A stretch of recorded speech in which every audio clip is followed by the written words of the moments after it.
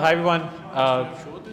Thank you all for joining us. This is our fourth talk in this term's HSS seminar series. And we're delighted to have Dr. Farah Ali present her work titled Feminine Solo. Dr. Farah Ali is a colleague from the English stream. She's an assistant professor of English and was previously a postdoctoral fellow at the University of Hull. Her main areas of research and research interests are post-war British theatre, in which she focuses on identity politics, power, oppression and gender issues. Her thesis was based on the identity predicament in selected works of Harold Pinter, which was then published as a book with Routledge titled Eroding the Language of Freedom, Identity Predicament in Selected Works of Harold Pinter in 2017. Currently, she's working on a second manuscript in which she discusses the theme of the female figure and diaspora fiction in Europe. Dr. Farah. So today I want to talk about something a little bit different from the rest of the subjects that I usually teach here in LUMS, because I always tell my students that there are more commonalities between Iraq and Pakistan than differences, and which I'm still struggling to let this settle in their, in their heads. This play took some time to be staged after the sectarian violence broke out in Iraq in 2006. I was at the time doing my master's then. It was exactly on the 22nd of February 2006. There were two holy shrines that were highly revered by the Shiites that were bombed by ISIS when Iraq was attacked then. And it started the whole full-blown scale of violence. It was a civil war. The civil war continued for 2 years between 2006 and 2008.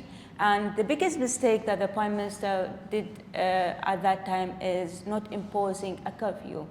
So people were out on the street killing each other. I remember that at that time, we were not sure whether we could even get to the campus, to the university at that moment, and all communications were cut. We had to think about our mobility in the city where I was living, in Baghdad especially. I don't know about other parts of Iraq, because the city immediately was divided into Sunni areas and Shia areas. And for those of you who are not very familiar with the makeup of the sects of Iraq, Iraq is a Muslim country, majority Muslim country, that is divided into 60% Shias and 40% Sunnis. So the cities were divided into Sunnis and Shias, and nobody could cross from one city to another. So we were sort of locked in our areas, and we couldn't go to the Shiite areas, and the Sunnis is the same, and vice versa. So mobility in the city was quite dangerous. Many of my friends and my father's friends were stopped on the streets at that time. And in Iraq, the surnames usually tell which sect do you usually belong to. So in case they look at your ID, they immediately tell you, could tell which sect you belong to. If not, they would ask certain questions depending on which checkpoint that you will be unfortunate to go through, and then they will could verify who you are or which sect do you belong to, and decide which action to take accordingly, which is usually killing, beheading, kidnapping, asking for ransoms and stuff like that. So this is the background against which this play is happening. And the author, whom I have interviewed back in June this year when I was in Iraq, told me that the whole thing is about this. But he is using the female characters here because he felt that women's roles in this were a bit downplayed, and their bodies were weaponized against such kind of violence. So the play actually investigates the female characters, two female characters. One of them is called Noor, and the other one is called Hayat. Noor in Arabic means light, and Hayat in Arabic means life. Two concepts that are completely missing from Iraq until today, unfortunately. A little bit of theoretical grounding of this research. I am framing the analysis in Giorgio Agamben's Homo Sacer theory. And for those of you who are not familiar with Homo Sacer is a Latin word which means holy human being. But it is nothing to do with anything holy. Because if you are deemed as Sacer, which is sacred, it means you are set aside from the law that governs the place, and your life will be deemed worthless. So you could be sacrificed, and your sacrifice is not considered as a real sacrifice. You could be killed with impunity. Anything could be done to you, yet you are included in the system. You are included in the system in the sense of exclusion. So that is the aporia, that is the sort of like a juxtaposition or like a paradox that is happening with those women. So the paper focuses on those two women's bodies that are weaponized during the violence in the form. So I want to tell you about the two women's stories, because I'm talking about two kinds of violence here. The violence post the 2003 war and the violence that happened after the 2003 war of the invasion of Iraq.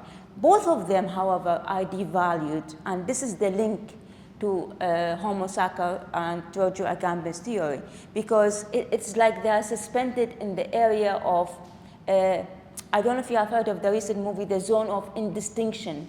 You know, they are in a zone where they are indistinct. You cannot categorize them as one or another, because they are hanging there. They have been devalued. One of them has been devalued in the former regime, and the other one is devalued in the current regime, which was supposed to be erasing the atrocities that the former regime has done, but it seems that it has failed.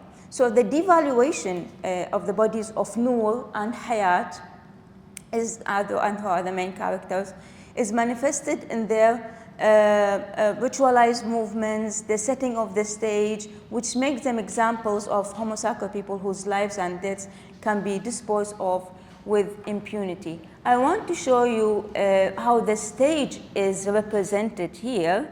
The play has been fully put on YouTube, thankfully, for us.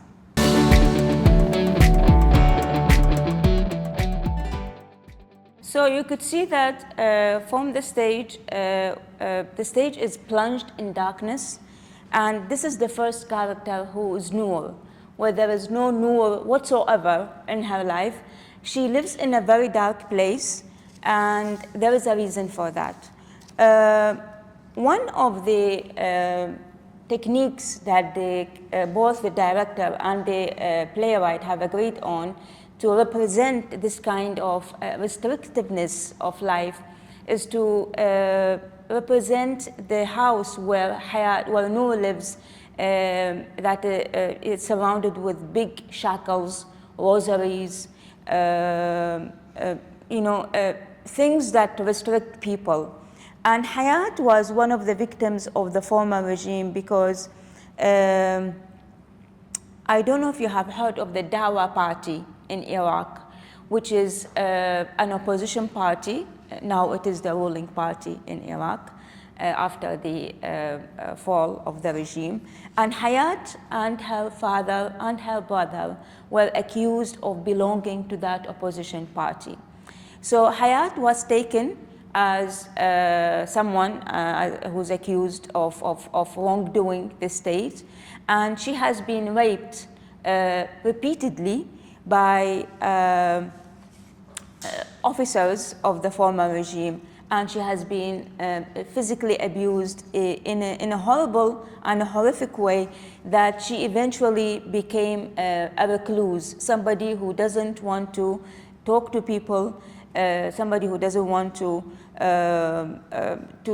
socialize, and she has locked her door. She has plunged her house in darkness, and she just decided to isolate herself from the rest of the world. This is not mentioned in the play directly because the playwright, who's called Ghazi, deliberately he omitted any specific mention of political parties or sects in the stage, but the implications are unmistakable, of course, in the audience. The careful avoidance of direct reference adds a layer of universality, and this is what I'm trying to say here, that I think there is a lot of commonality with what's happening in the play and what is happening in Pakistan and many other countries in the Middle East, and I assume in the rest of the world as well.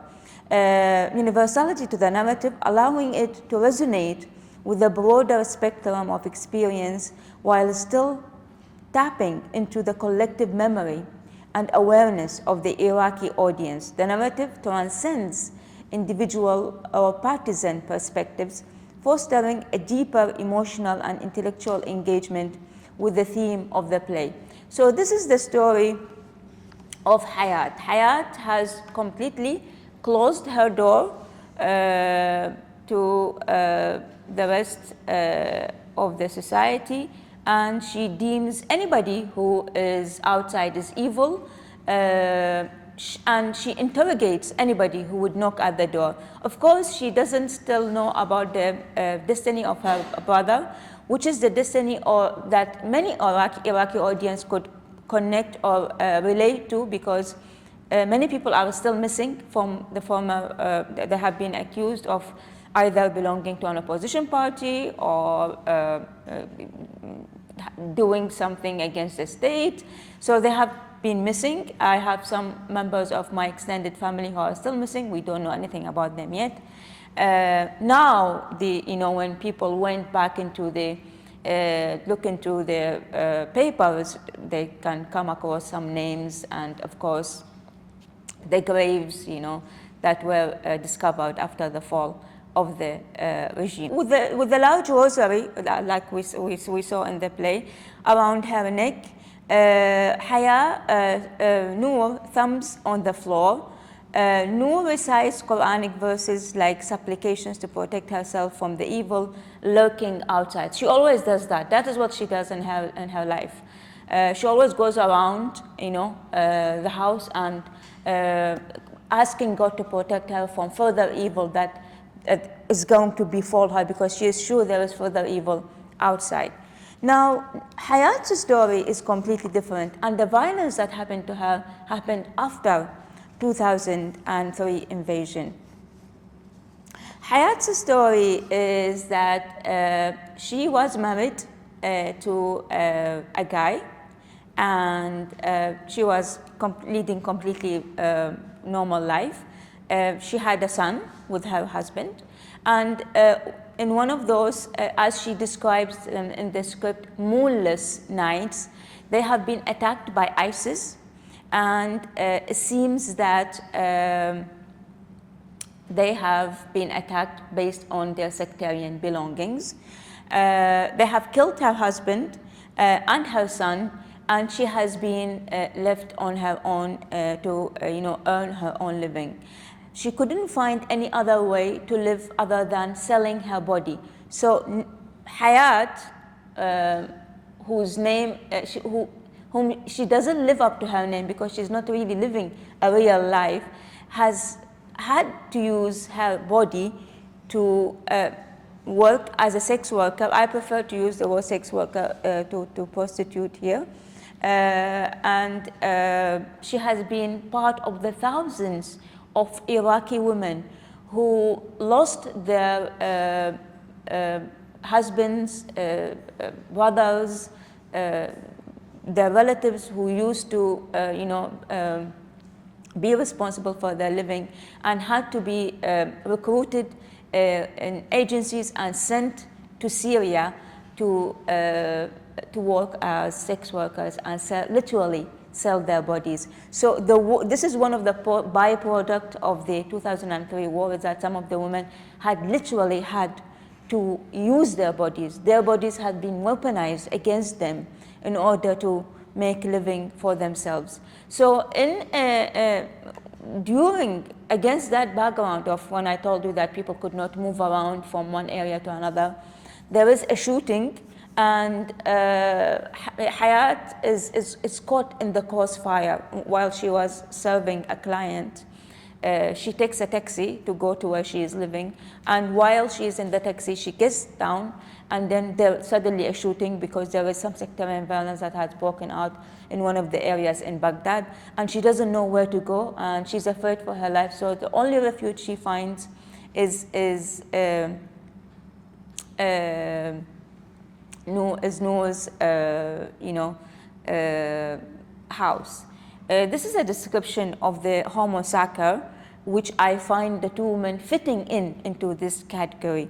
So in this context of horrors and killing that I'm describing now, Giorgio Agamben, who's an Italian philosopher of Homo Sacer, or bare life, if you are not, you don't prefer to use the Latin word, is particularly fitting. Agamben defines Homo Sacer, or bare life, as double exclusion from both the human or the profane law and the religious and divine law. Homo Sacer is an archaic term from Roman law, conferred upon those who could not be sacrificed because their deaths were of no value to the gods, and who could be killed without their killing being considered as a crime, because their lives had no worth, thus a bare life. A bare life, not to be confused with the natural life, of course. And what is a natural life? Is a life destined to be sacrificed with complete impunity. The sacredness of this life lies in its subjection to power over death exercised by the ruler or the state. In Agamben's words, and I'm quoting, "In this sense, biopolitics is at least as old as the sovereign exception." The link here is that while Noor, who has been accused of belonging to an opposition party, has been part of the system, she's an Iraqi citizen in the end, she has been completely excluded from the system by using her body, repeatedly raping her and taking her off the system, because if she had been killed, nobody would have known about her killing whatsoever. And that's why her brother is still missing. Her brother literally does not exist as an Iraqi citizen. He is included in the very same exclusion from the system. The same goes for her father, of course. And this is something that Giorgio Agamben talks about. And the same thing goes for Noor. Noor, who would have been killed in the crossfire, nobody would know about her. Yet she's an Iraqi citizen, but she is not considered as anybody in the papers. I mean, who would know if Noor, would be killed? She would just be like, be like many other thousands of women who have taken this sort of profession and could be killed, and their killing would go with impunity. Nobody would be responsible for her killing. So the word sacer here, which means sacred, does not imply the well-being of the individual. None of those women are sacred to the system. None of them are valuable to the system on whom the term is conferred. On the contrary, one of the earliest penalties in Roman law was to pronounce a man a sacer, or a sacred, meaning putting his life apart from their fellow citizens. Sacer, in fact, is a curse conferred on an outcast, a tabooed, a dangerous human being. Agamben refers to the Aristotelian concept of dividing life into zoe and bios, in which zoe refers to the simple fact of common living. I think there's a lot of people who are just living the zoe, they are not part of the political life of the system. And the bios, which refers to what Agamben calls proper living or qualified living. In her book, one of the Tunisian writers, Ikram Masmoudi, talked about this in her book about war and occupation in Iraqi fiction in 2015. She speaks of this condition when the sovereign or the ruler, in Agamben's sense, suspends the law. and I'm quoting here, thus excluding and abandoning the natural life of the citizen to sovereign or political violence. So your life or death is actually pending on what the ruler thinks of you. If they decide to exclude you from the system, then they will kill you. If they decide to include you in the system, they would also kill you by their inclusion, so you'll be either imprisoned or you will go missing, or any sort of violence. Therefore, the concept encapsulates the power any ruler or state the biopolitical life of their citizens, including immediate control of the right of life and death. Now, in this sense, life becomes here like a camp. Let me give you an example. If I tell you, like, today I am going to spend not only 45 minutes, but I'm going to talk until 2 days from now, and nobody is allowed to leave this room, and you will immediately freak out. And I will be able to do anything to you while I'm speaking. I could stop talking for 2 hours and hold you hostages. I could, harm you. I could attack you physically. I could kill you. I could strangle you. I could, all of those things, this horrible sort of stuff. So the whole of the country has become like a camp where the abnormal has been normalized, So in feminine solo, the setting itself, has become a camp-like, and that's why we see, in the play. Let me just forward it a little bit here. It's just one setting. It is not like people are going from one room to another, or like, it is just one stage, and people are running around in the same place. These are the 2 women.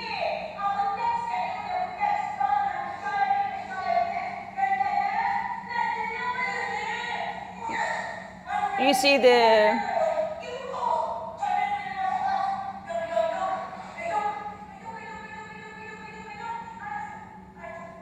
the large rosary around. This is Noor, and the one in black is Hayat.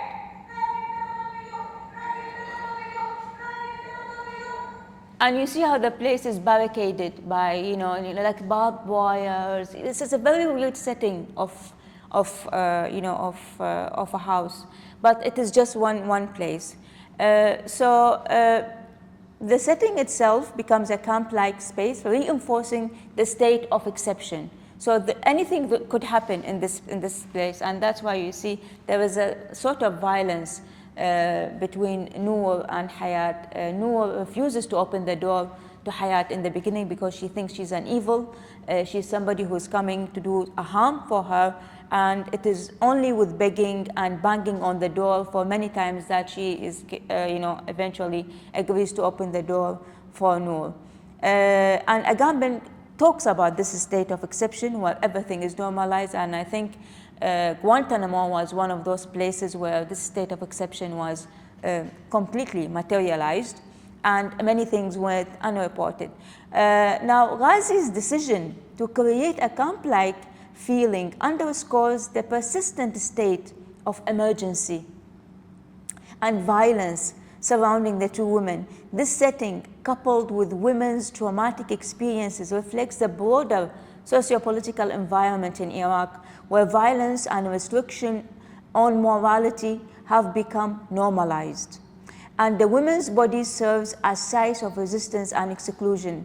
Lindsay Fitz and John Nigel's description of war as theater of hyper-masculine performance further emphasizes how gender and sexual scripts are enacted in such violent contexts. Noor and Hayat's plight exemplifies the struggle of many marginalized individuals in conflict-affected zones, offering a poignant commentary on the pervasive impact of violence and the complex interplay between gender, power, and survival. I want to give you a little bit of, an insight into the dialogue that takes place between Noor and Hayat. And this is Noor, and Hayat, who is the sex worker. So Noor holding a rag, she's always praying to God, and she's always, in supplications and in prayers and trying to avoid sins, although she's living alone and nobody's touching her. So I don't know where, she's obsessed with this idea of religiosity. Holding a rag and cleaning under Hayat's foot, because Hayat is supposed to be unclean due to her profession. You and those who are like you are, and of course, imagine this dialogue to be taking, it should expand beyond the contextual dialogue that is happening between two of them, because this is like a dialogue between the two sects who are pointing fingers at each other. The reasons behind God's curse. So everybody thinks that the other sect is the reasons behind God's curse. All of what happens to us is because of you. Bad deeds and sins. Then Hayat tells her, treading on the rag, preventing Noor from continuing to clean. Stop it, stop it. Who are you to decide who is deemed to heaven and who is deemed to hell? I am a human being, just like you, and it is only God who can punish our reward. It is not you. She reads from the Quran. It is He who forgives and who torments. He is the ultimate forgiving and merciful. So imagine that this dialogue is not only, of course, confined to its religious sort of references, but of course this is the dialogue that has been happening between the two sects who are accusing each other of committing sins, and that's why we are in this situation. The stark contrast between Noor's religious seclusion and Hayat's lived experience of societal marginalization serves to expose the broader systemic issues at play, particularly the gender dimension of violence and survival in a conflict within society. You would imagine that two women who are caught up in this situation would be collaborating with each other, since, I'm sorry to say that, but all of the wars that happens in the world are man-made, and I'm not using man in a capital letter here. It's men who are, making all of those wars. So women have not contributed. I mean, there are women politicians, of course, but usually in Iraq, particularly if we are talking about Iraq here, it is men who started this sectarian violence. But look at how women are not collaborating with each other, accusing each other of bringing the curse on each other and being the issue or the source of the problem. The stark contrast between Noor's religious seclusion and Hayat's lived experience of societal marginalization serves to expose the broader systemic issues at play, particularly the gender dimension of violence and survival in a conflict within society. In Agamben's terms, these women embody the Homo Sacer, lives that are reduced to a state of bare existence, where they are stripped of rights and value, yet still subjected to the biopolitical control of the state or society. Despite everything that happens to them, they still care what others think of them. I mean, Hayat still cares what Noor thinks of her being a sex worker, even though she is deemed as nothing by society. And Noor still cares about keeping her religiosity, keeping her purity, even though she's been secluded for years in that dark house that is, surrounded by shackles and rosaries and all kinds of, barbed wires. Noor, in her seclusion, attempts to maintain semblance of purity and order by adhering strictly to religious practices, while Hayat, thrust into the harsh realities of survival, becomes a commodity in war-torn society. This juxtaposition highlights how the war and ensuing sectarian violence have created a zone of indistinction. They no longer know what they're doing. Space where the lines between the sacred and profane, the included and excluded, become blurred. Women like Hayat and Noor are caught in this liminal space where their lives are devalued and their bodies are subjected to the whims of a system that both excludes and exploits them. There is some techniques that I find a little bit, amusing here. In order to represent this tug of war between the two women, there is a table or something like a scaffold, like scaffolding, that they usually move in order to prove whose point of view is right. A table positioned between the two women represents not only the physical barrier separating them, but also the ideological and emotional divides that have been deepened by years of violence and division. By the way, these divisions between the two sects have not been, I think it's a mistake to say that they have been unleashed after the war. They have been there, underneath the surface, but it is just because of the collapse of law and order that people have started taking their personal revenge over, those whom they deem they have wronged them in the past. The country was ruled by an iron fist, and that's why we couldn't see that kind of violence. Otherwise, the violence was there. So in order to be fair, we cannot blame everything on the invasion completely, but the invasion unleashed this kind of collapse of law and order. The struggle over the table highlights how the sectarian conflict has infiltrated even the most intimate and personal spaces, turning relationships into battlegrounds where every interaction is a test of power and survival. Emphasized by Mithal Gazi, who in an agreement with the director of the play, decided to use stage decor, cinematography and music to reflect images of the sectarian violence that the play aims to embody. And this has been documented with him in my interview with him on the 24th of June. I want to show you the tug of war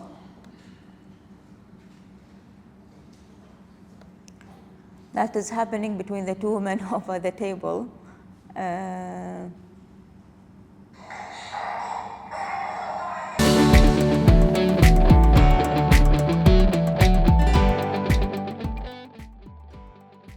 So you see how both of them is trying to prove her point by this tug of war moving the table, and then this is followed by a ritualized dance, and this I find a little bit, I don't know, I want to open it for debate as I'm aware of the time. Later they start some kind of ritualized dance that usually people use in, if you know, Tazia, the Ashura thing. And they start beating their breast and pulling their hair, and in a way that expresses a state of distress. So the ritualized dance between Noor and Hayat follows Noor's account of her traumatic story, while reciting verses from the Quran. Of course, there's a lot of mention of the Quran here, and I discussed this with the playwright disapprovingly, and he was convinced that this is the best way in order to attract audience. Serves as a symbolic act that blends the sacred with the profane, the spiritual with the corporal. The dance can be seen as a form of catharsis, a way for the women to express their pain, anger, and confusion in a manner that transcends words. The Quranic verses often associated with solace and divine guidance contrast sharply with their physical movement, which are likely to be intense, desperate, and full of emotional turmoil. The collapse of both women, they collapse after the ritualized dance, from exhaustion at the end of the episode reflects the physical and emotional toll of their experience. Their exhaustion is not just from the dance itself, but from the years of enduring trauma, loss, the constant struggle of survival in a world that has offered them little mercy. After the dance, they start attacking each other, and they become so exhausted that they are get into a physical tussle or struggle. Concluding the story, the conclusion is a bit of tragic, but more realistic, I should say. So eventually, Noor is convinced by Hayat's optimism and sort of her outlook in life despite of her situation. She convinces her that she needs to start put lamps in her house, put some candles, and bring some light, open the doors, open the windows, bring life into her life, and Noor eventually starts to heal from her trauma, and they start becoming like friends. This seems to be taking place during the night, because that is when Hayat has taken refuge in Noor's house, and by the morning at dawn, they both feel hungry, and they decide that one of them is going to go and get some breakfast, and Hayat volunteers. Of course, Noor needs to ask her, how are you going to get the food, because I am not sure about the source of your money, since you are a sex worker. She tells her that she has sold her last piece of gold, and this is pure, and this is halal money that she is using in order to bring the breakfast. And that is the last conversation that happens between the two women. The conclusion of the play is both tragic and symbolic, which encapsulates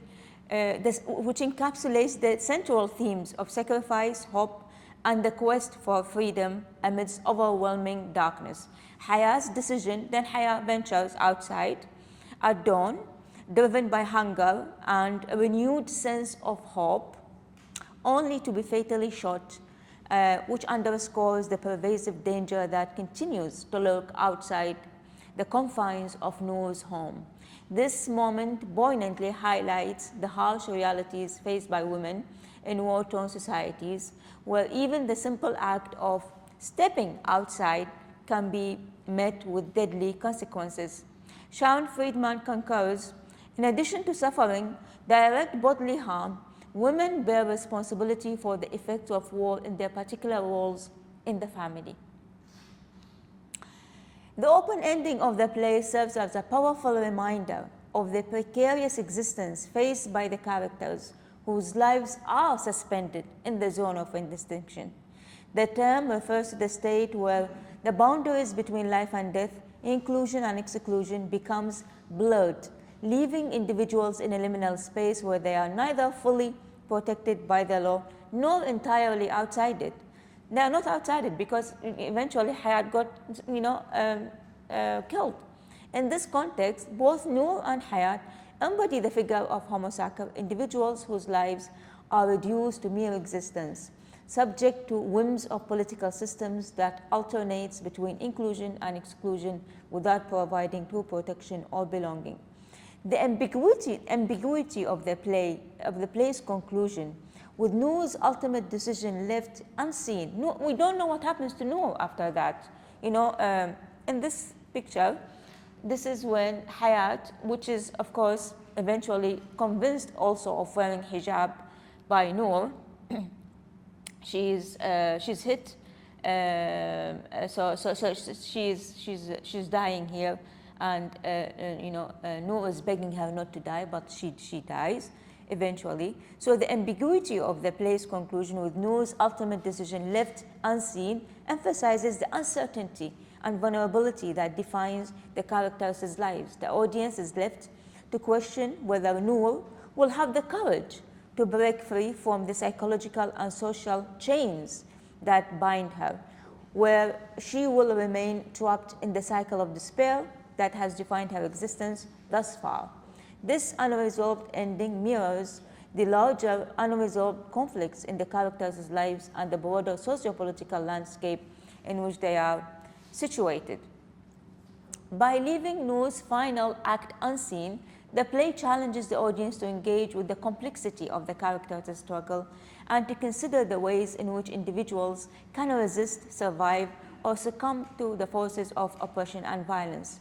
The open ending underscores the fragility of hope and difficulty of achieving true freedom in a world where the boundaries between oppressor and oppressed, life and death, are constantly shifting. In some, the play's conclusion not only reflects the characters' entrapment in the zone of indistinction, but also invites the reflection on the broader themes of human resilience, the possibility of redemption, and the enduring impact of systemic violence. And I totally agree with the last point. It is a poignant reminder that in conflict-ridden societies, the quest for freedom and dignity is fraught with challenges, and the outcomes are often uncertain, leaving individuals in a perpetual state of liminality. I would like to stop here and open the floor for discussion. Thank you.